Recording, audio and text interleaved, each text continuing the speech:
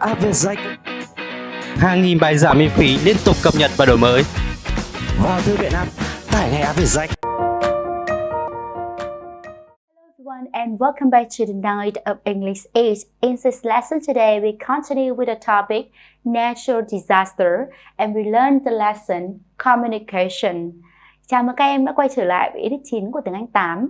Trong bài học ngày hôm nay, chúng ta sẽ tiếp tục học với chủ đề Natural Disaster, thảm họa thiên nhiên. Và trong bài học này thì chúng mình sẽ cùng học phần communication nhé. Với cái sự kết nối giữa rất là nhiều người, rất là đặc biệt là học sinh, đúng không nào? Trong một cái chủ đề mà chúng ta đang học, đó chính là chủ đề thảm họa thiên nhiên. So, first about the vocabulary part. Đầu tiên là phần từ vựng này. You can see we have 3 new words. Ở đây có 3 từ mới dành cho các em ạ. Number 1, climate change. Climate change. Number 2, victims. Victims. And number 3, in charge. In charge. Let's see the meanings of these via the pictures. Hãy cùng tìm hiểu nghĩa của các cụm từ này thông qua các bức tranh sau đây nhé. Climate change. Look at this globe, or look at the map. You can see that a lot of color like yellow, orange and red. Nhìn vào cái biểu đồ này hoặc là mô phỏng hình trái đất này, chúng ta thấy rằng là có rất là nhiều màu liên quan đến màu vàng, màu đỏ và màu cam, đúng không nào? It means that the earth is becoming hotter. The climate change is a temperature change. Ở đây thì chúng ta thấy rằng là trái đất đang nóng lên.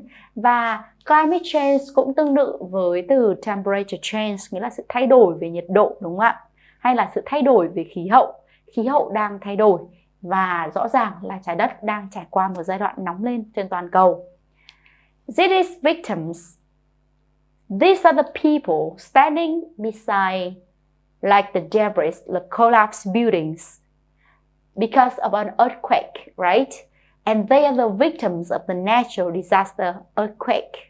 Ở đây chúng ta thấy hình ảnh của những con người đang đứng bên cạnh những cái đống đổ nát của những ngôi nhà sau một cái trận động đất, đúng không ạ? Và chúng ta gọi những người này chính là nạn nhân, victim, nạn nhân của thảm họa thiên nhiên, động đất. Next, in charge. Among many people here, who gonna take the responsibility? Who is responsible for some situation? And these are the people who are in charge. Và trong số rất là nhiều người sẽ phải có những con người mà đứng ra để chịu trách nhiệm, hoặc là đứng ra để giải quyết, hoặc là xử lý cái hậu quả của những cái thảm họa nào đó. Và chúng ta gọi đó là những người chịu trách nhiệm, đúng không ạ? In charge, nghĩa là chịu trách nhiệm.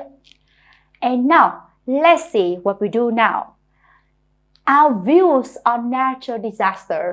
You're gonna listen to a radio program on 14 News, then fill the gaps with the words you hear. Trong cái nội dung này thì các em sẽ được thực hành một bài nghe và chúng ta sẽ cùng lắng nghe một kênh trên đài ở tạp chí tin tức 14, đúng không nào, cho lứa tuổi học sinh của chúng ta. Và sau đó thì chúng ta sẽ phải điền vào những cái chỗ trống với những từ mà chúng ta nghe được.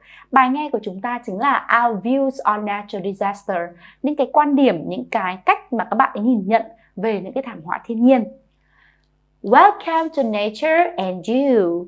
Today, we have asked our listeners around the world to call us to express their views on this question. Question 1. Are there more natural disasters now than there were in the past? Question 2. Are we prepared to deal with the natural disaster? Chào mừng các em đến với bài Nature and You, thiên nhiên và bạn. Ngày hôm nay chúng tôi đã phỏng vấn những cái người nghe đài trên khắp thế giới, đúng không ạ? Để chia sẻ về cái quan điểm của họ cho 2 câu hỏi sau đây. Câu hỏi thứ nhất như sau: những thảm họa thiên nhiên ngày nay có phải là nhiều hơn so với những thảm họa thiên nhiên trong quá khứ hay không? Câu hỏi số 2 là chúng ta đã được chuẩn bị để đối mặt với những cái thảm họa thiên nhiên này chưa? Let's see the views of these 4 students, Sarah, Peter, Nubita and Linh. Và chúng ta thấy rằng là 4 bạn nghe đài đã được gọi đến để trả lời cho 2 câu hỏi vừa rồi. Đó là bạn Sarah, Peter, Nubita và bạn Linh. Let's see here. You're gonna listen and fill the blanks here for number 1 to 6. Với các từ cần điền vào thì chúng ta chỉ điền những cái một từ cần thiết thôi nhé. Và trước khi các em điền từ thì hãy cùng đọc cái bài mà các bạn ý chia sẻ trên chương trình đài đó. Sarah nói rằng I think there are more natural disasters now than there used to be. Whenever I watch the news on TV, I see places that are or affected by drought. I'm certain that is a result of climate change and global. Number 2. Bạn nói rằng là tớ nghĩ rằng có lẽ là bây giờ đã nhiều những thảm họa thiên nhiên hơn so với trước đây. Bất cứ khi nào mà bạn xem cái tin tức hoặc là trên TV thì bạn thấy những cái nơi mà đang bị làm sao ạ? Hoặc là bị ảnh hưởng bởi hạn hán. Và bạn chắc chắn rằng là đó là kết quả của cái sự thay đổi khí hậu toàn cầu và cái sự gì đấy ạ? Global. Chúng ta sẽ chọn cái danh từ mà chúng ta nghe được nhé. Next is number 2. Peter said, I don't think there are more natural disasters now in the past, but more are being reported on the news in shorter time periods. We've seen them so often on the news that we become to them. Bạn chia sẻ rằng, tớ không nghĩ rằng là có nhiều thảm họa thiên nhiên hơn so với quá khứ, nhưng rõ ràng là nhiều thảm họa đang được viết trên báo hoặc là những tạp tin tức, đúng không ạ, trong một thời gian ngắn hơn. Và chúng ta nhìn thấy những cái tin tức đó thường xuyên đến mức mà chúng ta đã trở nên như thế nào ạ? Và đó chính là cái từ cần điền số 3. Next is NHถี่. I think recent earthquakes and tsunamis just show how we are to deal with them. Despite all the technology and knowledge available to us nowadays, many people become victims of natural disasters. Bạn chia sẻ rằng, tớ nghĩ những cái trận động đất hoặc những cơn sóng thần gần đây đã chỉ ra việc là chúng ta như thế nào khi mà đối mặt với chúng. Mặc dù là các cái công nghệ hoặc là những kiến thức mà chúng ta có được ngày nay thì rất nhiều người đã trở thành nạn nhân của những cái thảm họa thiên nhiên này. And the last one is Linh. Maybe she came from Vietnam. Và có lẽ bạn Linh đến từ Việt Nam, bạn đã chia sẻ như sau ạ. I don't think we can prepare for natural disaster as nobody knows when or where they are going to strike. It's nature's way of, number 5, Earth, who is in charge, and that we should show more respect to the natural environment. Ở đây thì bạn chia sẻ rằng tớ không nghĩ chúng ta có thể chuẩn bị tốt cho những cái thảm họa thiên nhiên này, bởi vì không ai biết khi nào và nơi nào nó sẽ xảy ra. Đó là cái cách của thiên nhiên thôi, đúng không ạ? Earth who is in charge, nghĩa là ai là người phải chịu trách nhiệm, và rằng chúng ta nên tôn trọng, bảo vệ cái môi trường thiên nhiên mà chúng ta đang sống hơn. So now you're gonna listen to see which words you're gonna fill in the blanks from number 1 to 5. Và bây giờ các em sẽ cùng nghe thật là kỹ và chọn một cái từ phù hợp để chúng ta điền từ số 1 đến 5 mà chúng ta đã vừa nghe được nhé. Have you finished listening? How many words have you just complete in the gaps? Và các em đã hoàn thành xong bài nghe của mình chưa? Có bao nhiêu từ mà chúng ta đã điền được và các chỗ trống rồi? Bây giờ hãy cùng kiểm tra đáp án với cô nhé. Sarah says that more natural than in the past. Sarah chia sẻ rằng là có nhiều thảm họa thiên nhiên hơn so với trước đây, đúng không ạ? She says that I see places that are flooded or affected by the drought. So number 1 is flooded. And number 2, the results of climate change and global warming. Bạn thấy rằng là bạn xem rất là nhiều những cái tin tức trên TV, có những cái vùng đất mà đang bị lụt lội này, hoặc là bị ảnh hưởng bởi hạn hán, và đó chính là kết quả của sự thay đổi khí hậu toàn cầu và sự ấm lên của trái đất trên toàn cầu nữa, global warming. So number 1 is flooded, number 2 is warming. Now let's see Peter. Peter said that he doesn't think that there are more natural disasters than in the past. Và Peter thì ngược lại, bạn cho rằng là rõ ràng là không phải là có nhiều cái sự kiện thảm họa thiên nhiên hơn so với trước đây đâu, mà chỉ là vấn đề gì ạ? More are being reported.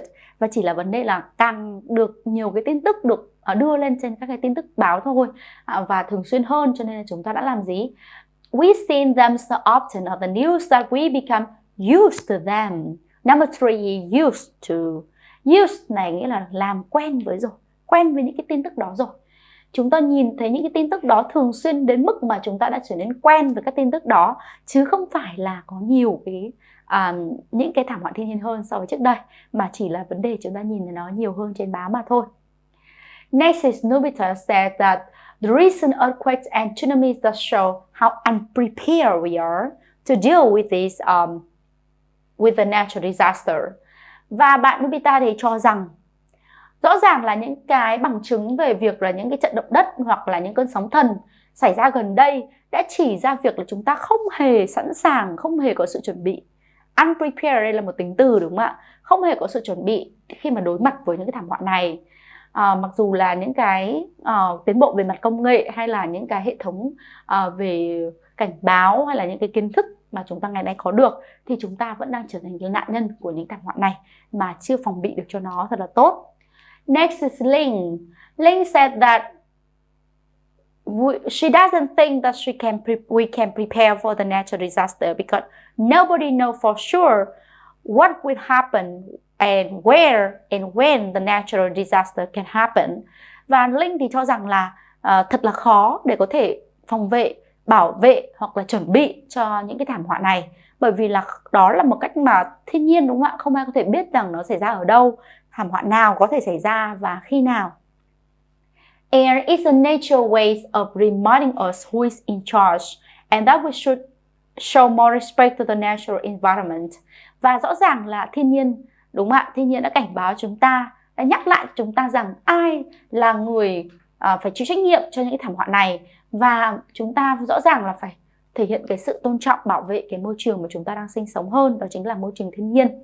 So number 5 is reminding. So that is the way we complete, we fill the gap with one word that we hear. Và đó là cách mà chúng ta vừa mới hoàn thành bài nghe của mình. Các em đã điền được một từ vào cái chỗ trống cần thiết để hoàn thành cái nội dung của những cái bài mà các bạn vừa chia sẻ trên radio, trên đài. And now, let's see the question. Who do you agree and disagree with? Vậy thì bây giờ có một câu hỏi là các em đồng ý với ý kiến của bạn nào và không đồng ý với ý kiến của bạn nào? Chúng ta hãy cùng suy nghĩ câu hỏi này và trả lời. And now I have the question for you. Who do you agree with or disagree with? Sarah, Peter, Nobita or Linh? Vậy câu hỏi trả cho các em là các em đồng ý hay là không đồng ý với bạn nào? Chúng ta có đồng ý bạn Sarah hay bạn Peter hay bạn Nobita hay là bạn Linh? That is up to you. You're gonna think about it and give me the answers, right? Và chắc chắn là mỗi những bạn sẽ có những câu trả lời khác nhau. Các em hãy suy nghĩ về câu trả lời này và trả lời cho cô nhé. Now is the time for me to say goodbye and thank you for starting with me. I'm gonna see you in the next video. Và đã đến lúc cô phải nói lời tạm biệt rồi. Hẹn gặp lại các em trong những video tiếp theo nhé. Goodbye, see you. Khóa học VietJack, sự lựa chọn của hàng triệu phụ huynh và học sinh. Trải nghiệm ngay khóa học của VietJack.